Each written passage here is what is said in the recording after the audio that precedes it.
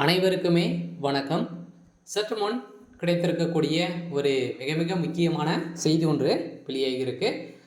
ஏற்கனவே பார்த்தீங்கன்னா நேற்றிலிருந்தே அனைவருக்குமே ஒரு சென்னையில் ஒரு பரபரப்பான ஒரு போராட்டங்கள் நடந்துட்டு வருது இல்லையா? போராட்டங்கள் பார்த்தீங்கன்னா நிறைய பிரச்சனைகள் ஒரு மிகப்பெரிய கலவரங்களாக வெடித்து வந்த நிலையில் இப்போ இந்த விஷயத்தில் உதயநிதியுடைய நண்பர் சிக்கிய சம்பவம் தான். உதயநிதிக்கும் இதில் தொடர்பு இருக்குமா அப்படின்றத இப்போ போலீஸாரால் விசாரணைகள் எடுக்கப்பட்ட நிலையில் பார்த்தீங்கன்னா திமுகவுடைய தலைமையகத்துக்கு ஒரு மிகப்பெரிய இடியாக விழுந்திருக்கு.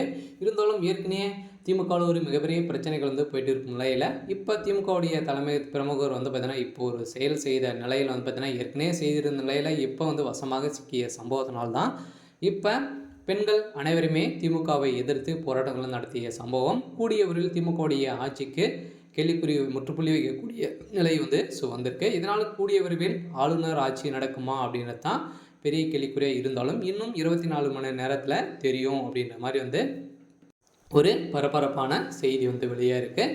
இருந்தாலும் இந்த விஷயத்தில் பார்த்தீங்கன்னா அண்ணா பல்கலைக்கழகத்தில் மாணவி பாலியல் வன்கொடுமை விவகாரத்தில் கைதான ஞானசேகரனுக்கு 4 மனைவிகள் என்பது தெரிவிக்கப்பட்டுள்ளது.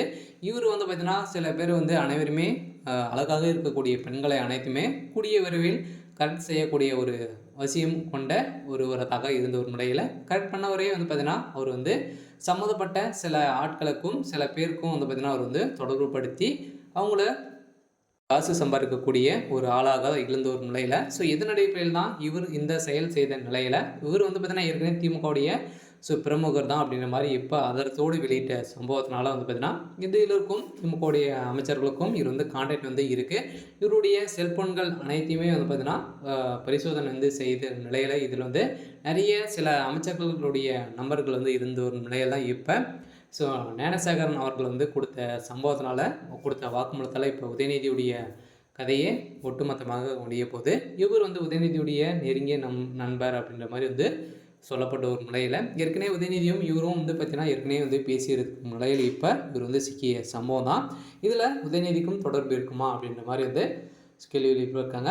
இருந்தாலும் எதிர்கட்சிகள் ஆளும் கட்சி திமுக அரசை கடுமையாக விமர்சனம் செய்த ஒரு நிலையில் இதனிடையே திமுகவுக்கு ஞானசேகரனுக்கும் எந்த தொடர்பும் இல்லை என அமைச்சர் ரகுபதி தான் சொல்லியிருந்தார். இருந்தாலும் இந்த நிலையில் கைதான ஞானசேகரனுக்கு மொத்தம் 4 மனைவிகள் போலீஸார் தெரிவிக்கப்பட்டுள்ளார். இந்த 4 மனைவிகளுக்கும் 11 வயதில் பெண் குழந்தைகள். ஞானசேகரின் பாலியல் வன்கொடுமை தாங்காமல் அவர் பிரிந்து சென்று விட்டாராம் என சொல்லியிருக்கும் நிலையில் இதன் அடிப்படையில் கிழக்கு கடற்கரை சாலை பகுதியில் பெண்களை தேடி சென்று விடுவாராம்.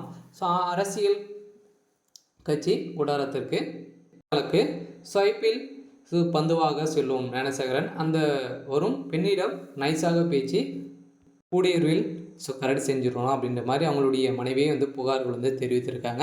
இதன் அடிப்படையில் உதயநிதிக்கும் ஒரு தலைவலியாக வந்திருக்கு இல்லையா? அவர் ஏற்கனவே பேசிய நிலையில் இப்போ ஒரு நண்பர் அப்படின்ற மாதிரி பேசப்பட்ட ஒரு நிலையில் தான் இப்போ உதயநிதிக்கும் இதில் தொடர்பு இருக்கலாம் அப்படின்ற மாதிரி பேசப்பட்டிருக்காங்க. சரி, ஓகே.